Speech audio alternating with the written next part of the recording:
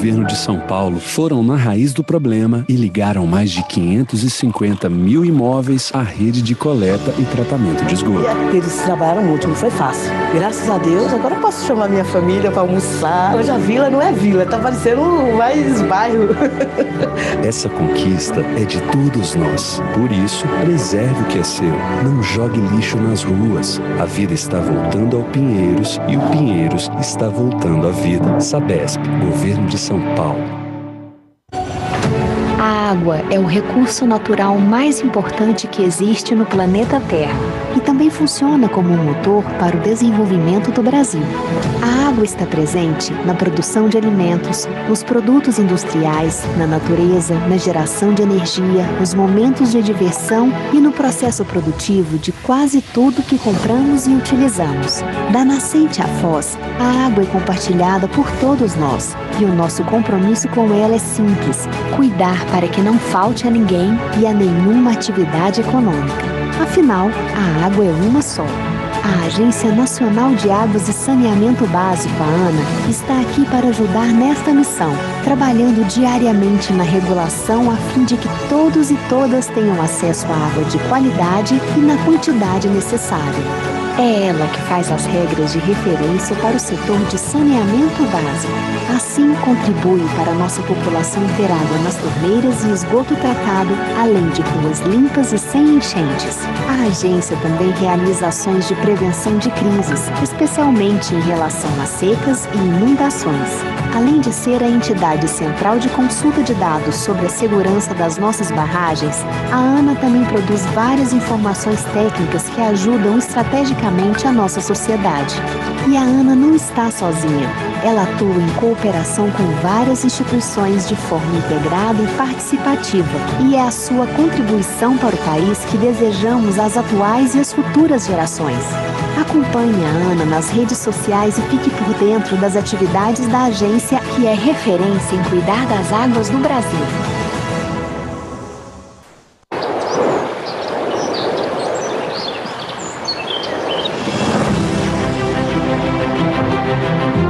Cuidar da água que chega até a sua casa é o dia a dia da Copasa.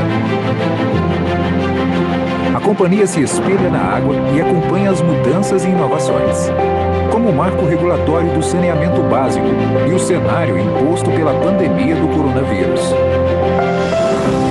Fazemos o melhor dos serviços de abastecimento de água e esgotamento sanitário de Minas Gerais. Trabalhamos em equipe e atendemos mais de 11 milhões de clientes. Somos movidos por investimento, tecnologia, qualidade e agilidade. Ser assim todos os dias é ter compromisso com o desenvolvimento sustentável do saneamento básico. Copasa, cuidar da água e gerar valor para as pessoas.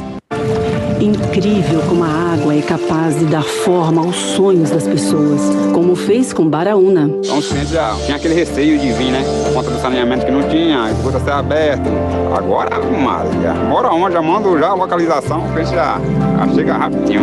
Então, uma alegria, agora é só alegria. Com o maior investimento da história, a Bahia dá forma ao sonho de cada vez mais baianos. Em base e governo do Estado, Bahia, meu orgulho. Pense em um lugar abençoado que é o Brasil. Com tantos ambientes diferentes e belezas diversas, dizem que 12% da água de todo mundo está aqui. Um mundão de cores e culturas tão bonito assim precisa de cuidados, de proteção. São tantos territórios para cuidar e ambientes para sanear. Ainda bem que tem gente trabalhando com muita dedicação para diminuir os riscos à saúde da população. Essa é a missão da FUNASA: promover a saúde pública e a inclusão social por meio de ações de saneamento e saúde ambiental, levando às pessoas o direito ao acesso à água de qualidade, ao esgotamento sanitário, a ambientes saudáveis e à dignidade. Um trabalho que é referência nacional e se tornando referência internacional. Mas ainda temos muito trabalho pela frente, porque são muitos a incluir socialmente, com o direito ao saneamento e à saúde ambiental. São quase 35 milhões de brasileiros sem água tratada, 100 milhões sem esgotamento sanitário. Não é possível tanta pobreza por trás de tanta beleza. É para melhorar essa realidade que a FUNASA trabalha. Melhor o abastecimento, melhor a qualidade da água, melhor o esgotamento do início ao fim e melhor a coleta e o destino das coisas não aproveitadas. Para melhorar o sistema de abastecimento, a FUNASA financia sua implantação e ampliação, que é para evitar as doenças que atingem a população. Para melhorar a qualidade da água, a FUNASA fortalece os municípios com conhecimento e com recursos, que é para as nossas crianças terem água boa para o consumo, como manda a legislação. Para melhorar o esgotamento, a FUNASA fomenta a coleta e o tratamento até o destino, que é para ninguém passar desgosto, sofrimento ou adoecimento. Para melhorar a saúde de todos, a FUNASA também cuida dos resíduos sólidos e para eles dá um destino final, porque é nosso dever moral pensar na próxima geração. Para melhorar a vida de quem está nos campos ou nas florestas, a FUNASA lançou o mais transformador programa de saneamento rural da história. Porque cuidar de todos os brasileiros, não importa onde eles estejam, é a nossa obrigação. E assim a FUNASA vai seguindo, trabalhando firme todo dia, oferecendo mais a quem menos tem, buscando sempre a melhoria, na condição de vida de todos, criança, jovem, adulto ou idoso, mas também da economia. Porque nosso Brasil é um só, é terra da alegria. No que depender da FUNASA, o futuro será formoso. Feito poesia.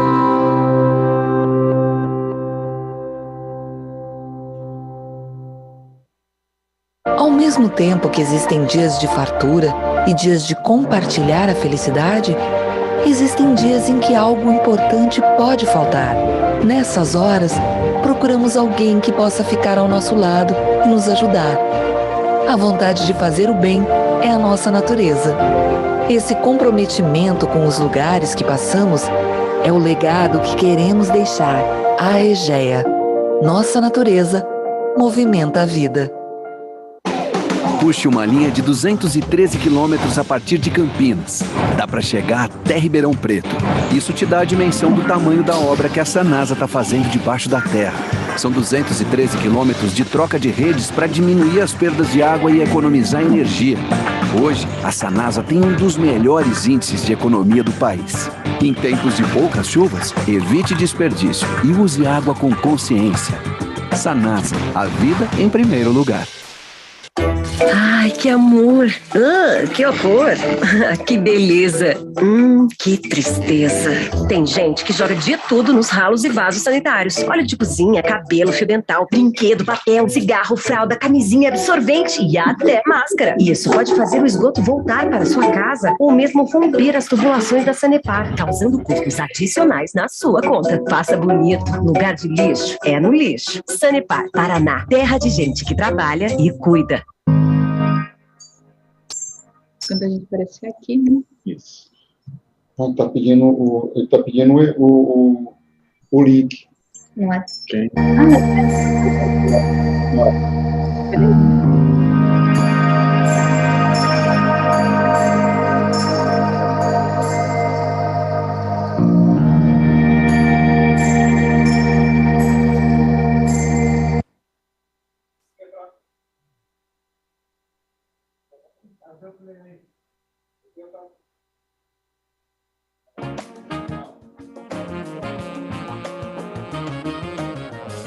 Dá um aviso, tá? Que eu vou ver um negócio aqui. Oi, você pode me alocar como intérprete, por favor, Diego?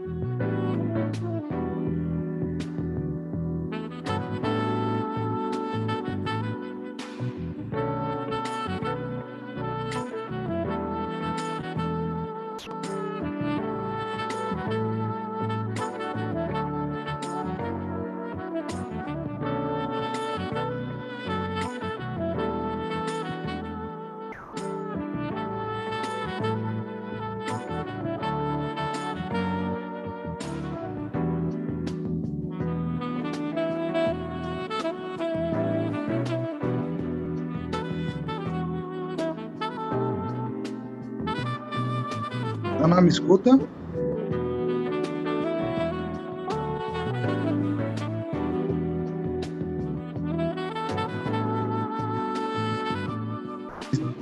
Ana, me escuta? Liga seu microfone, tá mutado. Ai, acho que... Oi, escuto sim. Já tá falando. Coloca no ar o Zoom. Mas não pro VMix. Já tá certo na caixa. Momentinho. Vai precisar de dois. Manda um texto vai. Entendeu? Ana?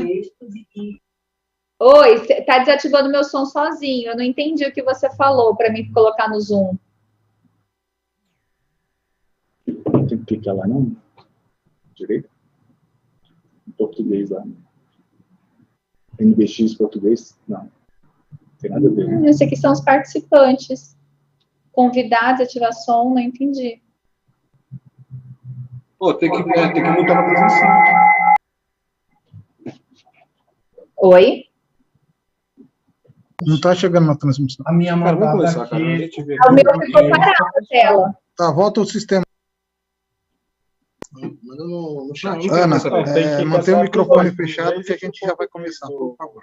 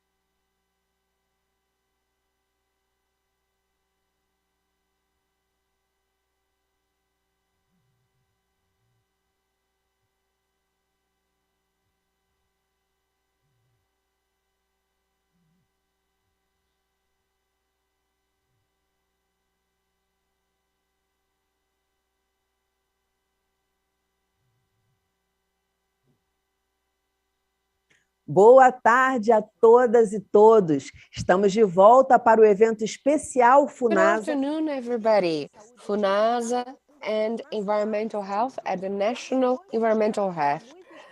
We have two very special guests, Elisa Martinelli Finazzi, OPAS, and Rodrigo Passos Barrêto, OPAS FUNASA Consultant. Welcome. We will begin the first talk, FUNASA's work in fostering the implementation of MSD residence improvement. Elisa Martinelli Finazzi, the floor is yours. Boa tarde a todos. Obrigada, Paula, pelas boas-vindas. A gente se sente honrado aqui estar podendo apresentar nesse evento especial que a ABES, com a FUNASA. Estamos aqui no nome do Departamento de Engenharia de Saúde Pública DENSP, representando o nosso presidente também. Vocês estão me ouvindo bem, gente? Antes que eu comece a taguarelar aqui antes de... Before I talk? Yes, we can hear you então, very well. A gente teve um probleminha técnico, eu ia pedir para compartilhar já a página inicial, que a equipe da ABES preferiu estar ela apresentando, rodando a tela. Vocês podem iniciar, não estou conseguindo ver a tela ainda. I can't see the screen. Consegue ver agora? Can you see it now? Não, não vejo a tela da minha apresentação. Só me vejo... Se, por favor, volta mais uma tela. Could you please go back one screen? Isso inicial. Gente, me apresentando, eu sou engenheira ambiental, sou mestre em recursos hídricos e atualmente eu estou aqui na coordenação de programas em saúde na COSAS como consultora UPAS. Essa coordenação aqui, ela está dentro do Departamento de Engenharia de Saúde Pública, ligada à nossa coordenação geral de ações estruturais.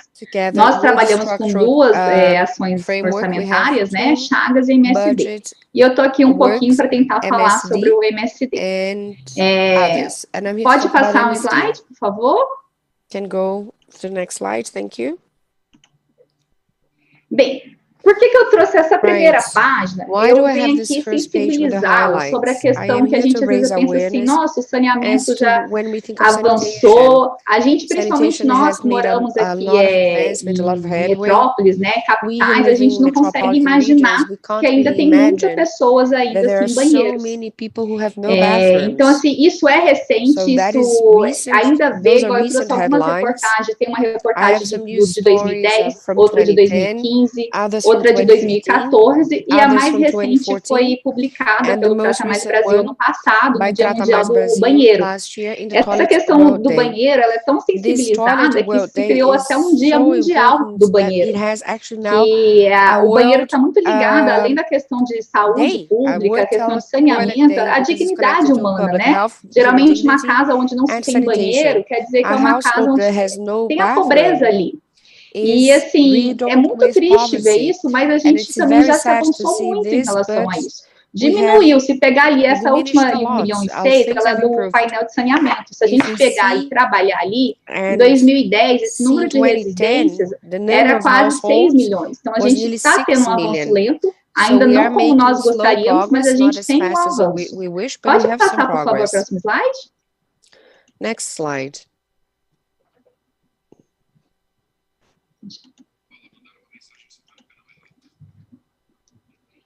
Então, assim, que eu estava sensibilizando ali no outro slide, né, esse é um dado ali daquela reportagem mais recente, que ela está lá no site da Trata Mais Brasil, você pode acessar pelo painel de saneamento, e aí, falando da importância, ela não está só nas reportagens, ela está dentro das nossas políticas públicas, dentro da nossa lei de saneamento. A gente tá a palavra do banheiro, assim, o saneamento domiciliar, eles não pensaram só no saneamento urbano nos sistemas, né? A própria lei de saneamento, a 11.445 de 2007, que quais são as diretrizes que se tem para o saneamento básico? Que é a tríade, que considera a tríade do saneamento ambiental, universalização, equidade e integridade. Aí, quando a gente vem com o Plan SAB, que é o Plano Nacional de Saneamento Básico, o que ele diz sobre esse assunto? Que deverá abranger o abastecimento de água, esgotamento sanitário, o manejo de resíduos sólidos e o manejo de águas pluviais e outras ações de saneamento básico e de interesse para a melhoria de salubridade ambiental, incluindo o provimento de banheiros e unidades hidrossanitárias para a população de baixa renda. Você disponibilizando esse serviço de saneamento básico, ele é fundamental para assegurar a construção de sociedades saudáveis e equitativas. Então, assim, não é só manchete, isso está dentro da nossa política nacional. Por favor, se puder passar o slide. Could you please go to the next slide? E aqui é uma foto tirada de um convênio antigo que teve, foi um técnico que disponibilizou. Na primeira visita que eles fizeram preliminar, antes de começar a obra, a pessoa que foi contemplada, né, com recurso, esse era um banheiro ali daquela região. E assim, tá na política, igual eu já falei, sensibilizei, e os problemas ambientais, onde que tá, né? Então, você não ter banheiro, provavelmente ali porque não tem rede, não tem banheiro, não tem construção. Então, essa inexistência do esgotamento sanitário ainda é uma realidade no Brasil. E a gente vê que muitas localidades ainda são despejados esses dejetos humanos no meio ambiente, com uso de privadas rudimentares, que são executadas sem fossas ou construídas com material inapropriado. Quando você tem uma inexistência de um tratamento correto, esses dejetos eles podem atingir o lençol freático, possibilitando a contaminação das águas subterrâneas, além de propiciar situações desfavoráveis, né? A transmissão de doenças, que a gente fala aspectos ambientais, né? Naquela região onde não se tem, vai ter aspectos ambientais negativos. E a gente aqui, nesse outro parágrafo, eu puxo para o lado das doenças. Então, isso tudo vai propiciar situações favoráveis à transmissão de vários tipos de doença, como ascaridise, amebise, cólera, diarreia, infecciosa, disenteria, esquistossomose, febre, teniase, todos esses vetores que estão ligados à contaminação da água. Pode passar, por favor. Nesse sentido, assim, a política pública, o governo, a gente está aqui para tentar fazer o bem para a população, né, que atinge todo mundo. A gente tem que pensar naqueles que mais precisam, que às vezes a gente não consegue fazer por si só.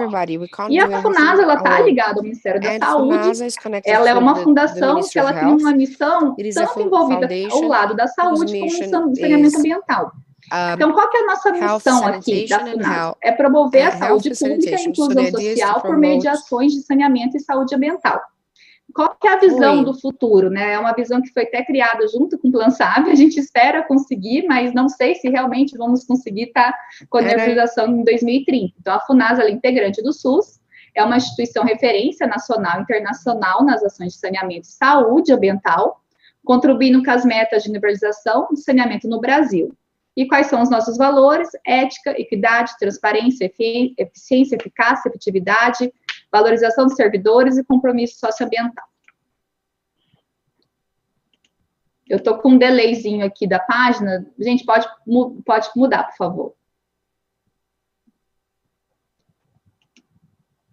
Bem, eu vou contar um pouquinho da história desse programa, né? Pensando que a gente tem a missão, a FUNASA teve que buscar meios de como fazer isso, né? Aplicar a sua missão.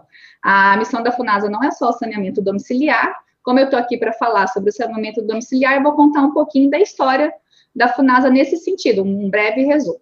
Então, assim, essa preocupação, ela é tão antiga que ela nasceu em 1942, quando a FUNASA nem se chamava FUNASA ainda, né? Foi criado o Serviço Especial de Saúde Pública, a SESP, que posteriormente foi transformado em Fundação Serviço Especial de Saúde Pública, ou conhecido como FESP, por volta de 1960, e nessa época eles desenvolviam dentro das suas atribuições as melhorias sanitárias, que eram exercidas nos centros de saúde por meio de oficinas de saneamento. Nessa época, os técnicos da FUNASA, junto com a população, eles construíam juntos as suas melhorias sanitárias. Era algo que andava meio que tudo junto, diagnóstico, identificava quem precisava, chamava a população para esse pertencimento e as coisas aconteciam junto.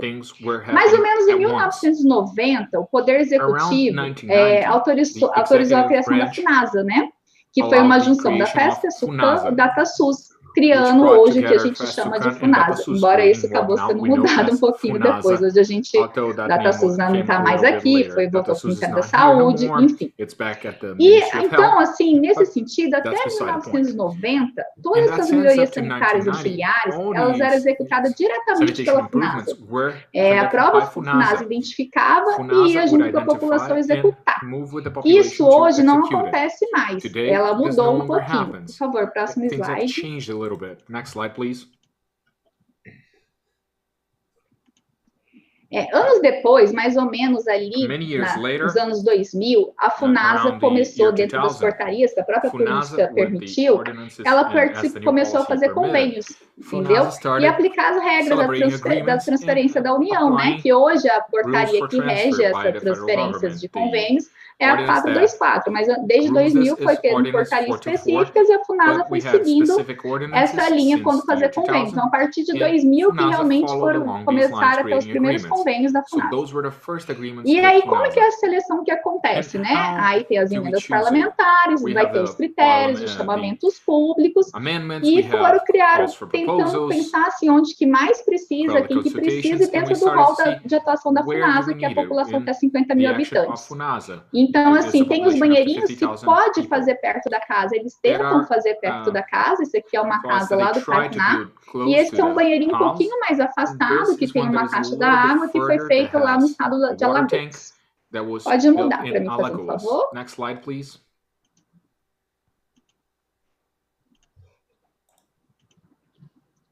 Então, aqui eu vou falar o objetivo nos nossos programas de melhorias sanitárias domiciliares, né? Como eu já disse, está totalmente ligado ao saneamento domiciliar. O objetivo principal é implantar soluções individuais e coletivas de pequeno porte com tecnologias apropriadas.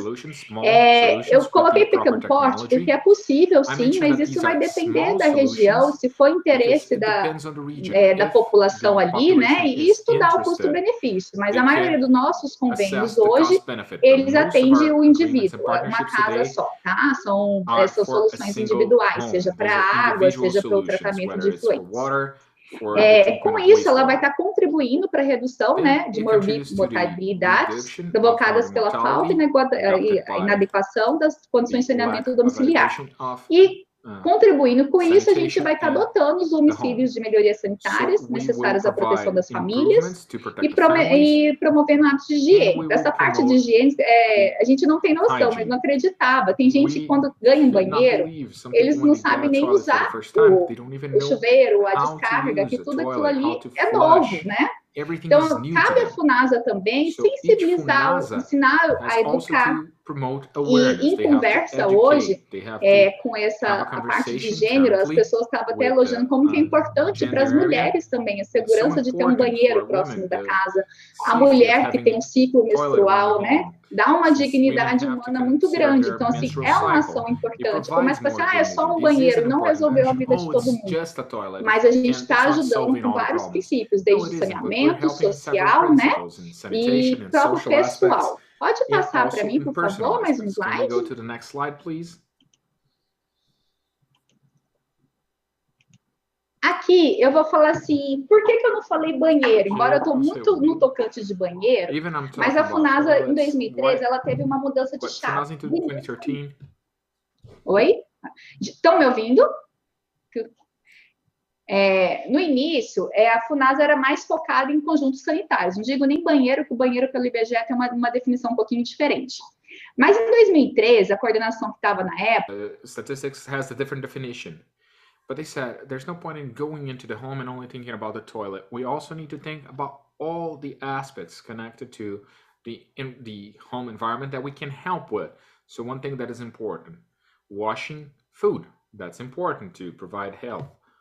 If you get to the home and you see that there is the need for a sink in the kitchen, if there's the need for a filter, something that is cheap and easy, this could be included in this program. Although we are highlighting the toilet, we wind up doing even more because we need to make this universal. We need to have all the sanitation. We need to provide adequate treatment for everybody, but nothing is preventing us from doing other things that are needed if we need it, for drinking water, for fixtures for toilet and wastewater. How do we do this? After the city and government has decided, there will be a preliminary visit with the survey where they will go to people's homes. They will talk and see what do they really need. The intention behind it is to separate the best improvements according to what the home might need. So all of these items may be provided that you always prioritize the universal access and prioritizing a region. Technicians always tries to use houses that are close to each other to get one single region, so there will be no risk of contaminating groundwater. Can you go to this next slide, please?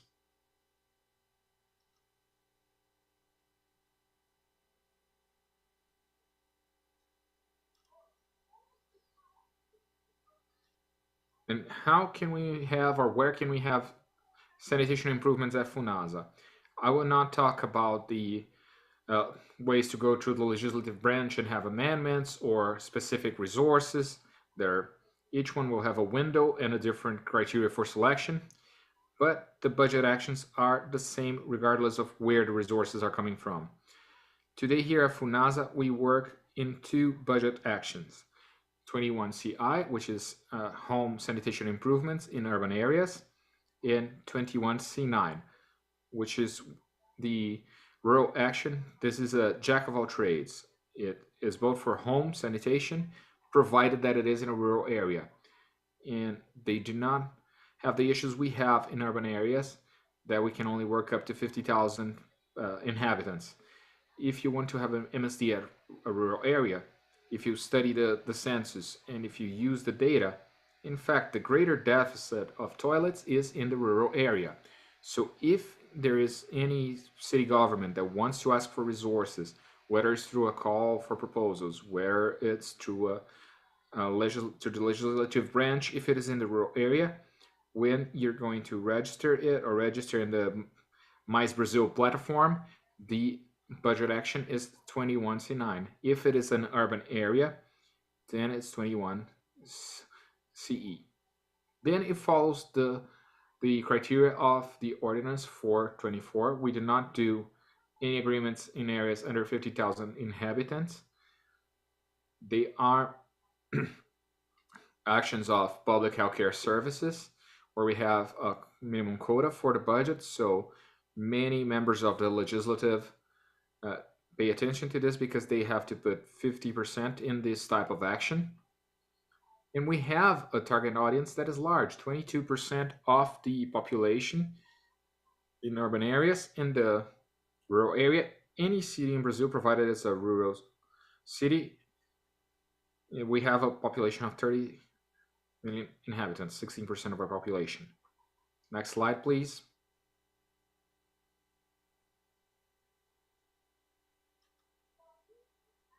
So here we have the explanation of what is each action, what are the programs, what are the financial dotations we can use, which action you should use if it's an urban area, if it's a rural area, it's 21 C9.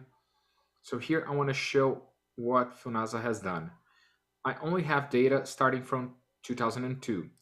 As I told you before, the agreements, the transparency, because everything was done directly before, so we did not have this control. Everything was happening at the same time. So our most reliable data that we have is starting in 2002. From 2002 on to 2021, we have entered into, and not even entered, but because some of the proposals were removed. I removed those that were canceled, that at a level of completed execution or not started, almost 50,000 instruments at a total of 1,600 million.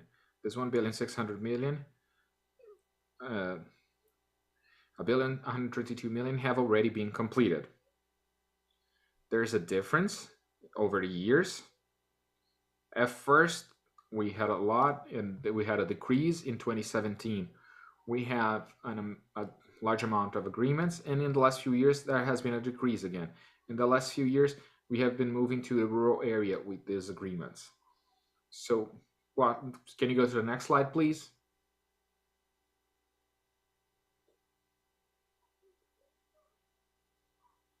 Here I have the slide to show you what is the distribution like for our agreements. And I'm happy to see that our agreements, when we do a critical analysis of the data, they are in the Northeast region. If you consider back to 2010, the Northeast region is where we had the largest amount of homes that did not have toilets. So even if at times we cannot look directly and say that this happened because of us, we see that we have the correct trends. We had more toilets in the Northeast where you needed it the most. And if you look at the Brazilian dashboard as well, you will see what was the deficit there in 2010, 3 million homes that did not have bathrooms. And if you have the 2019 data, we have around 1 million. So throughout this 9-year period, we had a reduction by almost 2 million of homes that did not have a toilet. Was it only an action by FUNASA? No, there are several factors. Brazil had an improvement in income, social development. Many private companies are also paying attention to this issue and have been providing support in this sense. Some city halls would call us, and at times we would not have any public option open, but would say, listen, there are other companies that could help in this sense. So it's not just a public agency doing this. Last year, I had the opportunity to participate with a webinar by ABES. If you can look at it on YouTube in the old presentation, that everyone talked about partnerships, international partnerships, helping in this sense. Even Bill Gates provides sponsorship for home sanitation. We had people from Ambev, they also have a great project. And then we had FUNASA, which has resources from our public policy. So it's great to see this. It's amazing. We work more in the Northeast and we had a great reduction. We had a reduction of almost 2 million. Next slide, please.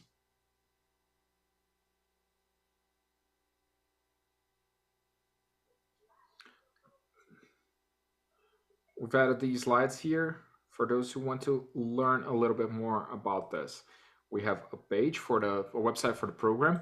You can access to FUNASA. And I had a few publications about this topic. A lot more publications. And for many years, we have sponsored research with sanitation, public sanitation for systems. And I've separated these and why. The sanitation manual, we have a recently published version. This manual is better than ever, and it works in all aspects. It started last year as something to guide civil servants, the FUNASA agents, when they were doing direct execution on how to help the population.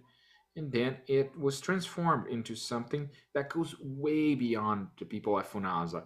It goes into management, for students, and even for civil servant tests. Because my first year as in college for environmental engineer, this handbook for me was amazing to get into the universe of sanitation.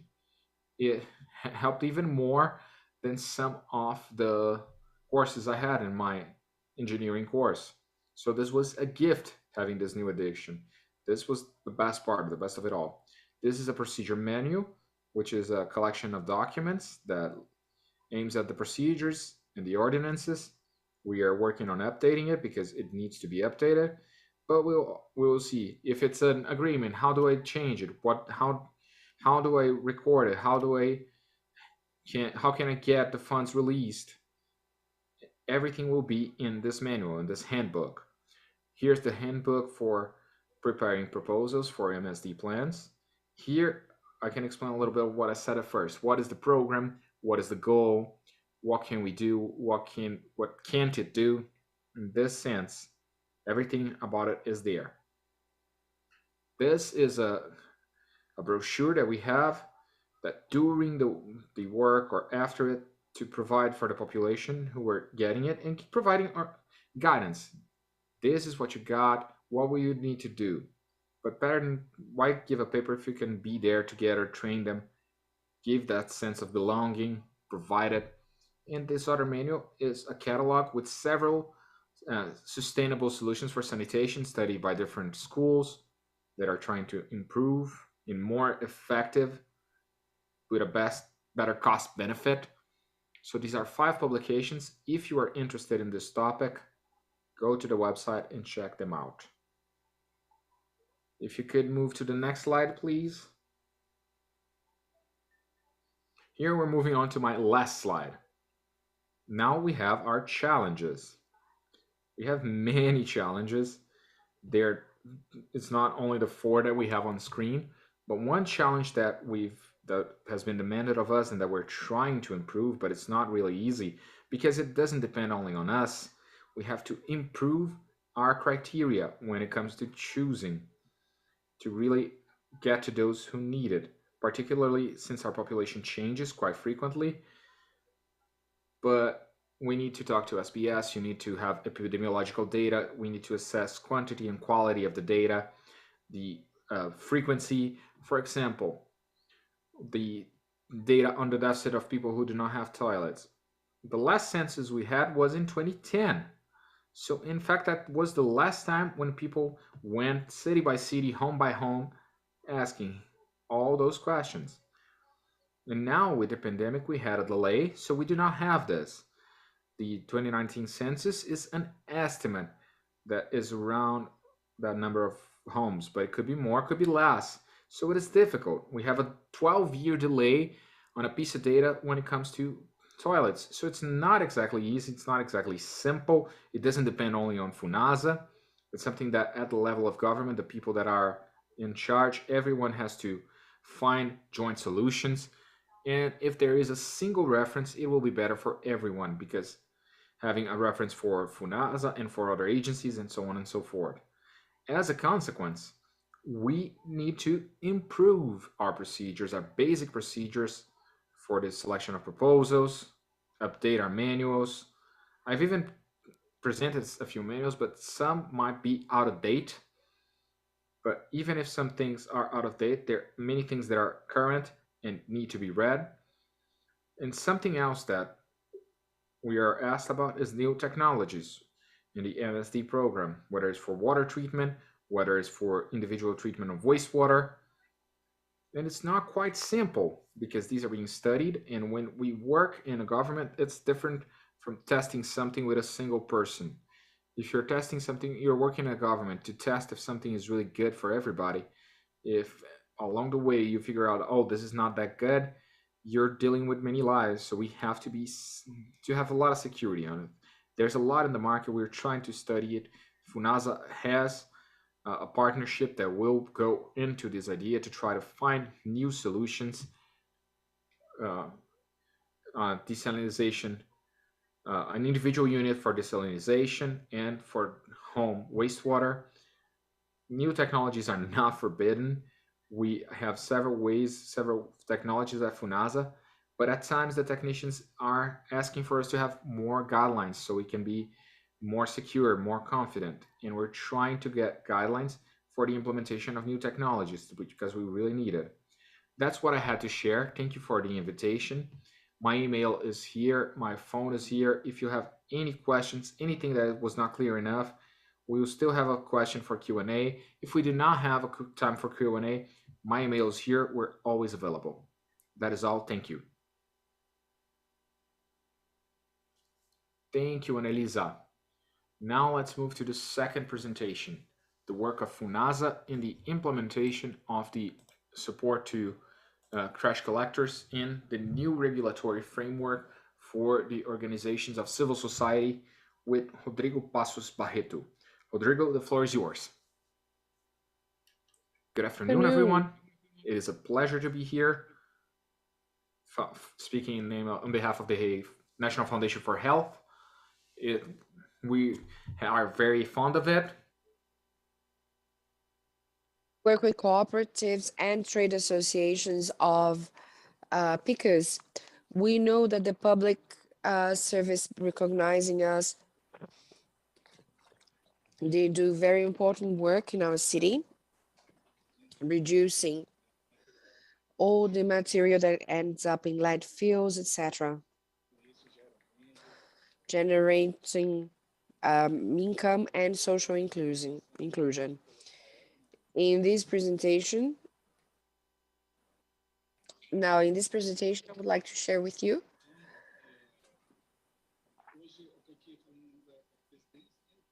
And I'm speaking on behalf of the chairperson, our director.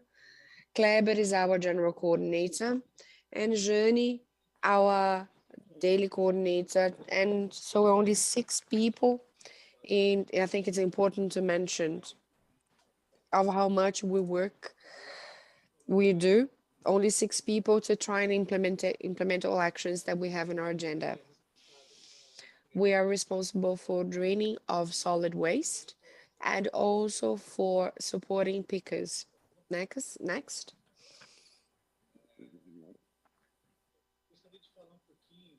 I'd like to tell you a little bit about at what context we're working within the National Health Foundation.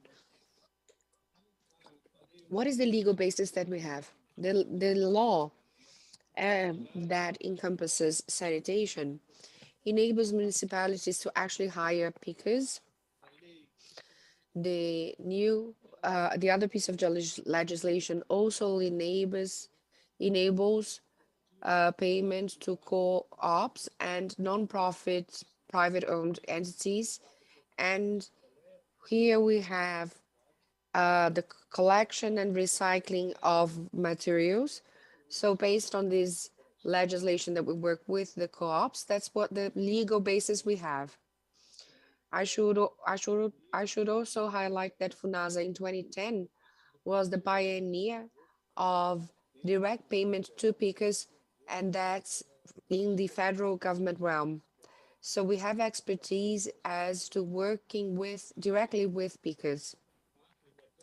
The new sanitation legal framework has a national policy for solid waste as per the new legislation 12355 that has a lot of challenge to municipal management and makes the pickers the protagonists in this process.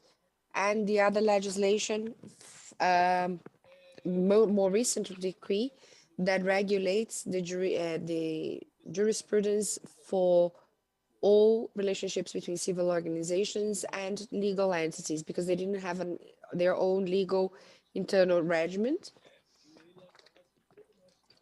So this piece of legislation gives all the legal basis for all relationships with all pickers. So they have 3 legal instruments, the co-op term, not involve any payment.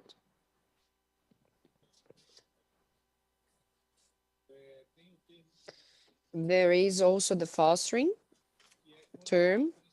When there is payment,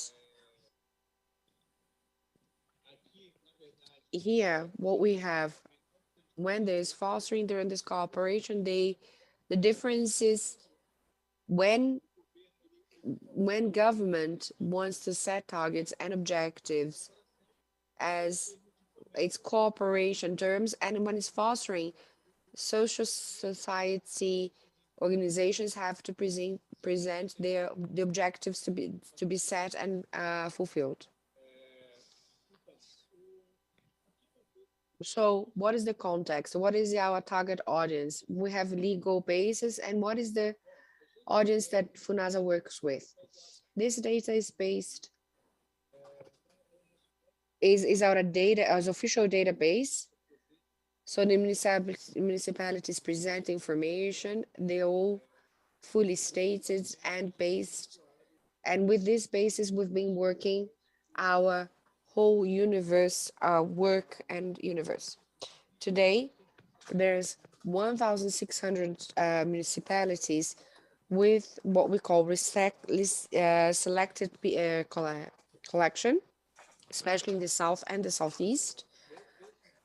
Out of the 1,600, 962 have pickers as part of the process, and that's very interesting because we have co-ops hiring, municipalities hiring co-ops to develop the collection work and the pickers work. And amongst them, we have a distribution as per state of the union. I'd like to highlight the southern region of our country. Next slide, please. the southern and southeast, Minas Gerais, Paraná, São Paulo, leading, as you can see. They have most co-ops providing services. And here is also a slide per region. So, next slide. So, of all the municipalities, we see 962 as the division with population ranges. And here we see that selective picking is being highly implemented. Even populations that have less than 50,000 people, they are in the FUNASA's universe. So our work has no limitation, territorially speaking, populationally speaking. So we can develop them in any municipality in the country. Based on that, and here underneath the 962 municipalities with selective pickers, and most of them are also in the municipalities under 50,000 inhabitants. And that made us rethink our actions, really. We've always had this image that co-ops and trade associations were always placed in major cities and urban centers. And based in this information, we are creating and prioritizing our works, our actions, our co-ops that are in smaller cities, meaning with less than 50,000 inhabitants. So you see, what is the scenario? Where is the scenario that all of this takes place? I think we should bring a bit of background.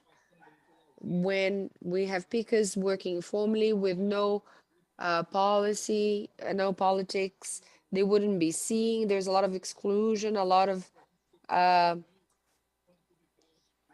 and also a lot of prejudice, a lot of bigotry against them as well. And we celebrated with pickers, call them up. We actually to welcome them because they were actually turned away so they could be registered in platform. There were several social challenges. There was no agenda. There wasn't a lot of dialogue. And here we have communication channels now being open with these pickers groups now. Also, new public policies design. We see the national policy of waste, all the improvements for work conditions, and several others like FUNASA, several others working on their behalf, but it's all very scattered, isolatedly, in isolation. And we decided to working together with another 8 government agencies.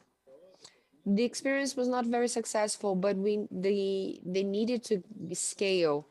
So we started working in co-op networks, basically.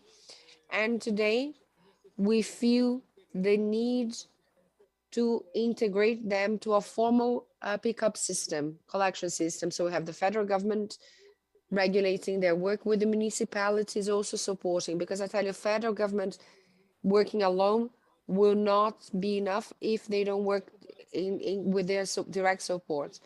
So this is the scenario that we have for our guidelines with pickers. Now, how do co-ops and trade associations can get resources? We have AGU.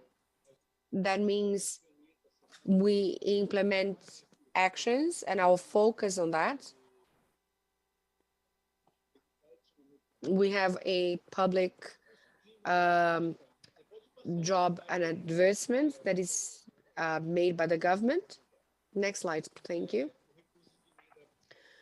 So we also have congressmen budgets that can directly do this directly also to pay pickers through their own budget from the Congress budget. So, and the program budget. Now, This piece of legislation gives all the policies, all the rules and guidance to implement this action with pickers and celebrate and strike this partnership.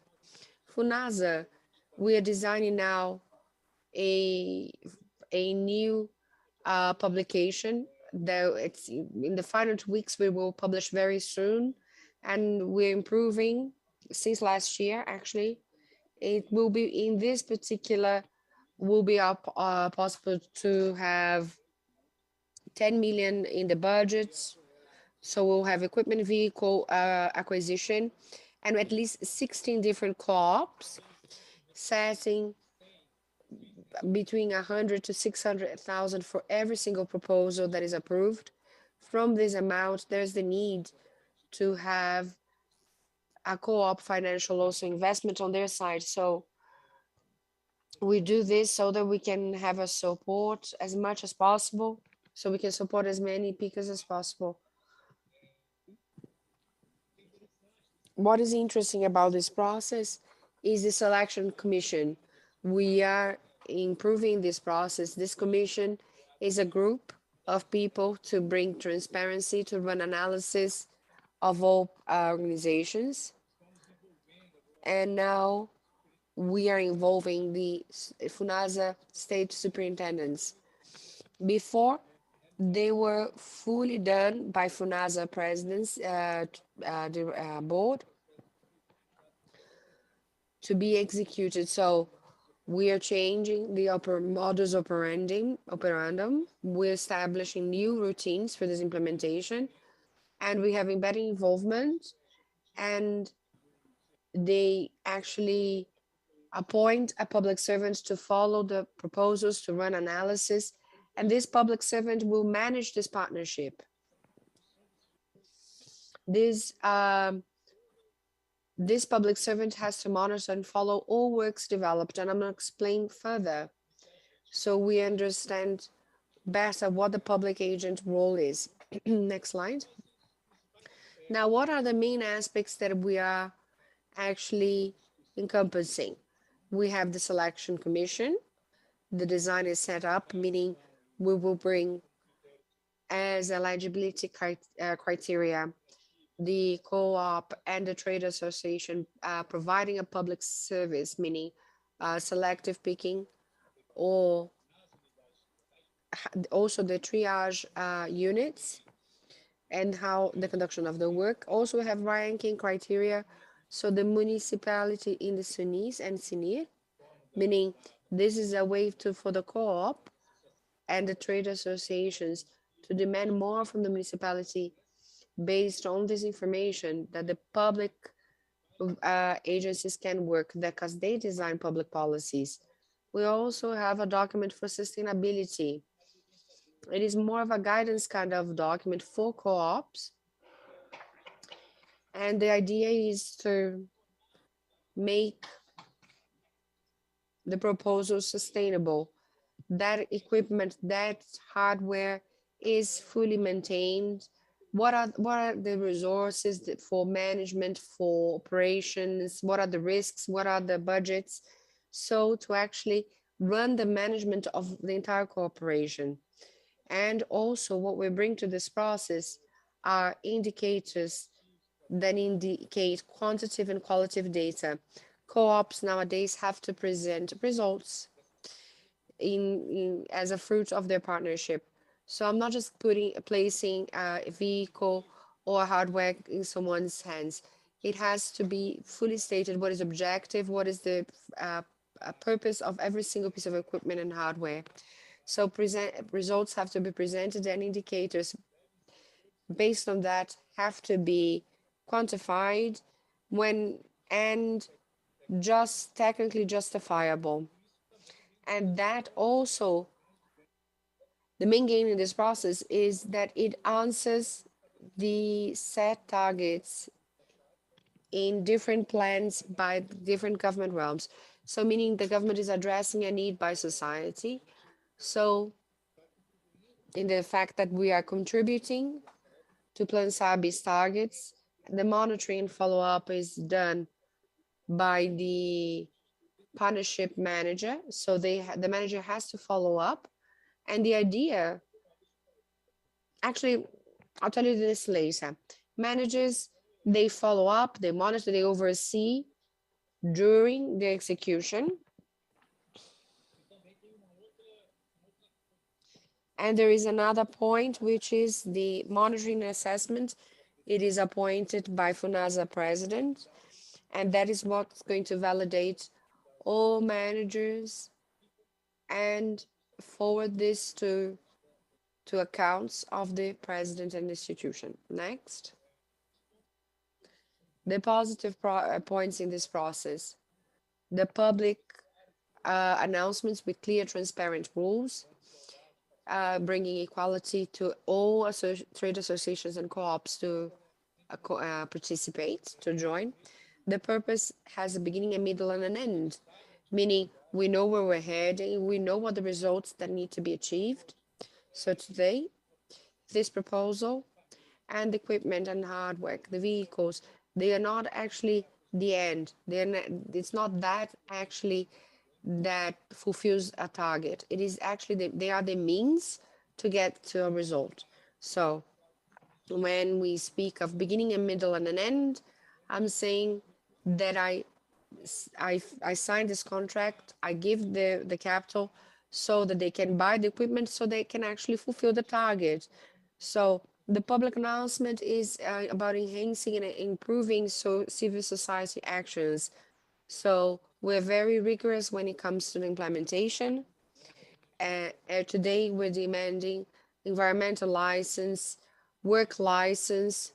There is also expert opinion to check and implement all equipment.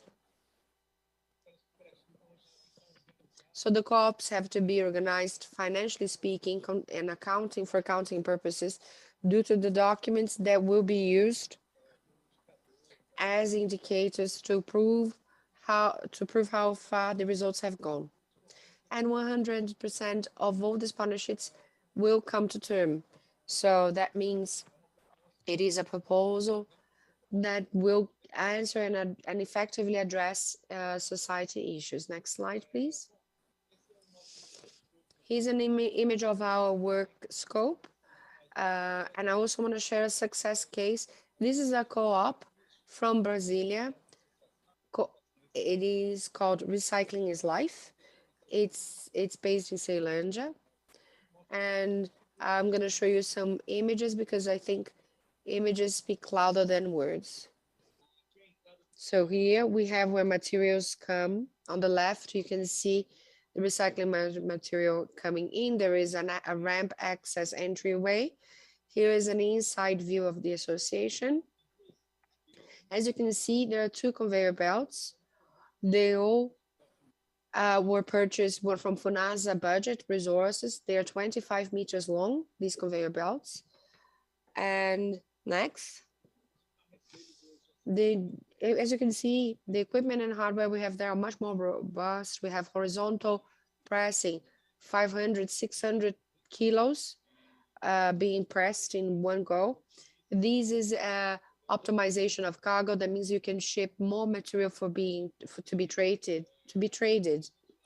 On the right, you have washing and milling of polyethylene, of high density plastic material. This equipment was also purchased by FUNASA. Very robust piece of equipment. They actually had to create a wastewater treatment, mini wastewater treatment plant. It's very interesting to see how it works. From this sludge comes as output. So you see here the level of organization, how all organized it is. This equipment has been fully refurbished due to the cohesion of the material. They've been able to replace several of the pieces of equipment and hardware with FUNASA. And here, this partnership is from 2020. This is the budget from the Congress that I mentioned before. This implements the wash and the millings of high density plastic. And this is an extrusion process The extrusion actually manufactures the raw material for industry use. This next image will explain better the components of this particular machine. On the left, you see the little pipe that after the material is shredded, it becomes a flake like a patty. Then they pull that inside the machine. It's all melted in the middle. It's like a screen. The screen removes the impurities in the process. So at all time needs to be replaced. So in order to keep the quality and to not contaminate any other final products. The right-hand side image, you can see our public server who is the manager of this partnership. This is a cooling phase. So after that, it's shredded and cooled. Underneath, you see the command center, just the one person actually operating this piece of machine. You see two people in the image because you need to push bags, etc. But the one person can actually run the control. Next slide. On the right, you see where the drying takes place. After the drying, the material is dried, it goes to a silo. And in the silo, you have the final end product. You see it's in the person's hand. It's what we call raw material. It comes with different colors. It's also separated by colors. This is the result of this process. So 20 new pickers have actually joined the new co-op now. Oh, and the last tank is with the cooling tank to reuse the water inside the process. What's worth highlighting? Next slide, please. The result of this partnership. What was it? The ultimate outcome, an increase at 20% that has been completely full, meaning 70 tons production. So from 70, they are doing 84 tons per month. So the 20% increase in the production. The material price, just so you have an idea, from R$5.80, that green material that we said, just that we call flake, that increased. The extrusion, the value went from 580 to 875. So that's 66% increase in the price of that material. So that's added value in the final end product. The work units were 75 units. We had as a target to improve by 20%, but we increased by 26.6%. So the result is from 75 to 95, an expressive increase. The picker's average income is 1,100 a month. The target is 20%, but now the picker's income increase, we don't have the final figure yet. We're actually calculating with the partnership manager, but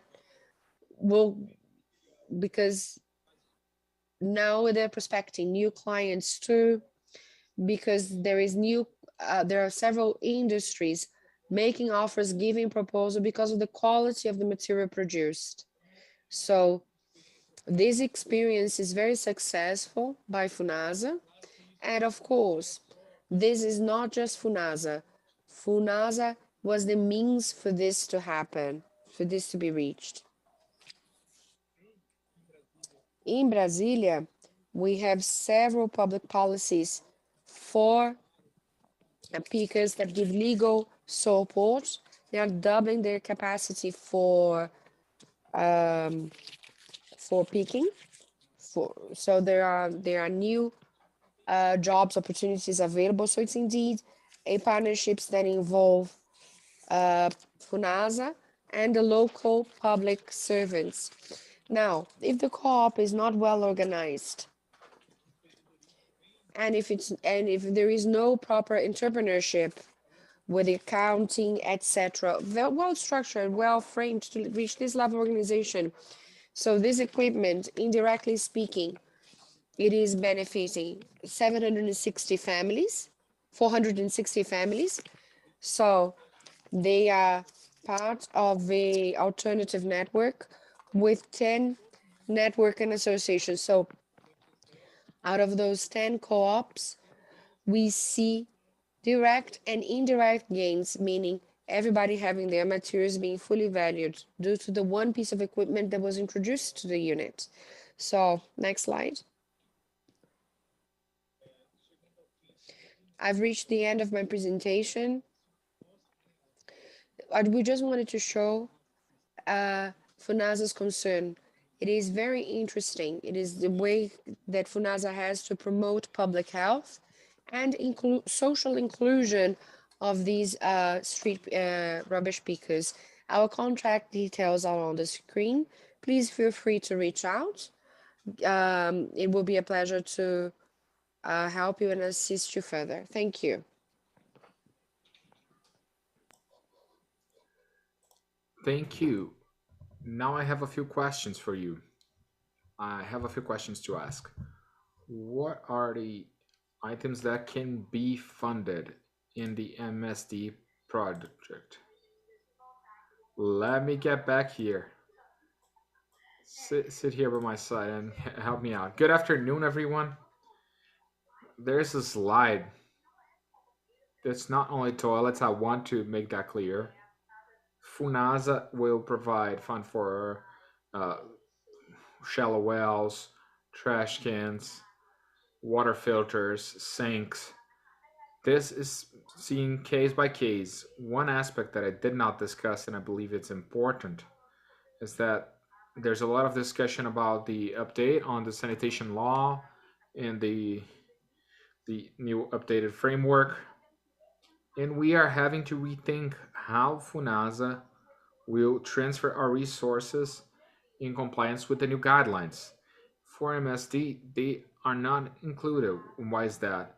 These actions, since they are in home sanitation, they are part of home sanitation, it does not depend in third people. This is an isolated service. So for MSD, we will be able to continue to transfer the way we have been doing. We want to improve our criteria, we want to improve technology, but when it comes to law 14026, there were no changes in the MSD program. I have another question here. How do you approve the MSD processes? There are several ways.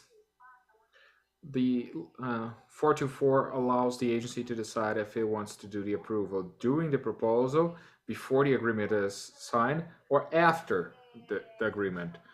Due to the short time since FUNASA works with city governments who are not ready, they do not have labor available, the changes in from location to location. In the last few years, FUNASA has been entering into agreements with a suspension effect.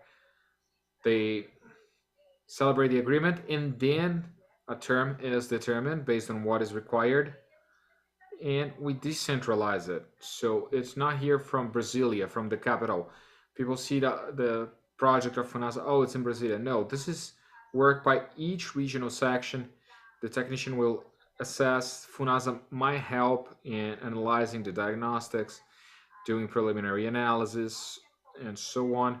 We have a few projects on our website, some MSD projects focused on toilet. These are not standard projects. These are just benchmarks. They're not mandatory. They are just an example, because Brazil is quite complex. Brazil is diverse, and it's not such a simple thing that we can take the same format everywhere. It's hard to have a standard. Unless we had about 30 standards. This is standard 1. This is for this type of scenario. Can you only use it there? This is standard 2. This is not our reality yet. So if you have any questions about a project, if you want more details, if you want to learn what you can do, what you can't do, you can contact directly the SWEST in your state with a city government. The technicians have the expertise to provide that information. The approval of the process is done locally. I have a few questions that have been sent via the internet. There is the manuals are available digitally, the handbooks. Yes, all of them in the library website that I put at the end of my presentation. You can find all of them from the DSP, the ZAM. If not, go to funasa.org.br. On the side of the website, you can find library. You can get all the handbooks from research, administration, so you can do it easily on the website. A question from Rony Antonio from Lopes Engineering. Annalisa, FUNASA develops the MSD projects with their own engineers or do they outsource it? Just as I said in the previous question, currently most of our agreements have been done on partnerships. So when you have one, the responsibility for preparing the process, the project is with the city government. So they are the ones who prepare the project. FUNASA has a reference project. The city government can use it, but they will have to adapt it individually, particularly when it involves the treatment of wastewater. The size we created of the faucet, the sink, the pit will be adequate for, so the engineer from the city hall will have to do the analysis. We think about doing direct execution, maybe then we will have an engineer from FUNASA staff or a partnership. But right now with these agreements, the project is carried out by the city government's engineers. Another question from Ronnie. How do you do surveillance and monitoring of the works that you've approved? This depends. It depends on what type of work and how the contract was entered into. If it's an agreement, or covenant, the Ordinance 424 says that the surveillance is under the responsibility of the city or state government or the association that is doing the execution. In these cases, we only have oversight. We only help to manage the funds. FUNASA is trying to see if what was approved is coherent, if it's supported by the money that is applied. If it is coherent, if things are progressing, they will release other installments. When FUNASA does a direct contract with a request for proposal, then FUNASA does the monitoring and oversight, and then it depends if there will be the support of a third party to monitor, but the final responsibility is FUNASA. So it depends on the type of contract, if it's an agreement or covenant or a direct contract. Do you have a registration for professionals who do this type of works in surveillance? We still haven't got to that level. We do not have this. Another question here from Rony to Rodrigo. Who is responsible for the maintenance of the solid waste separators, belts, compacting machines, and others?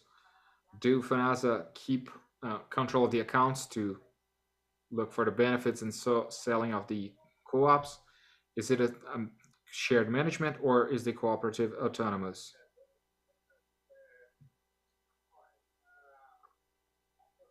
Rony, when FUNASA works in this process, the policy says that the major concern in this process is with the results to be obtained. So what we're doing here is the reaching the results.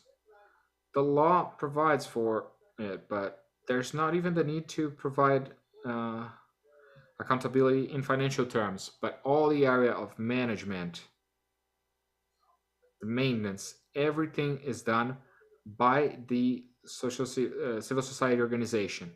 We execute, we follow up to accountability. After this, FUNASA does not monitor or follow up with the partnership. We only provide the conditions so that the organization can in fact continue with their work. Lilian Regina asks, what is the survey that you make to detect that the Southeast has the largest number of cities with selective collection of trash?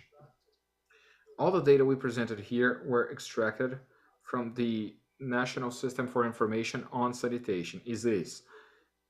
it is under the responsibility of the Regional Development Ministry.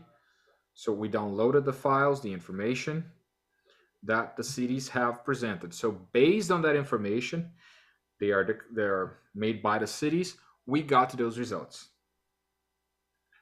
Thank you. Thank you, Elisa Martinelli, the PAHO Consultant, and Rodrigo Passos Barrêto, a PAHO FUNASA Consultant, for bringing such interesting experiences to us. And we are ending the 4th day of Brazil Water Week 2022 with many interesting discussions, a lot of exchanging in experiences. Thank you for joining us and staying with us so far. Tomorrow is the last day, and we will have a lot more Brazil Water Week. I'll see you tomorrow at 9 a.m. See you then. Thank you, everyone. Good evening.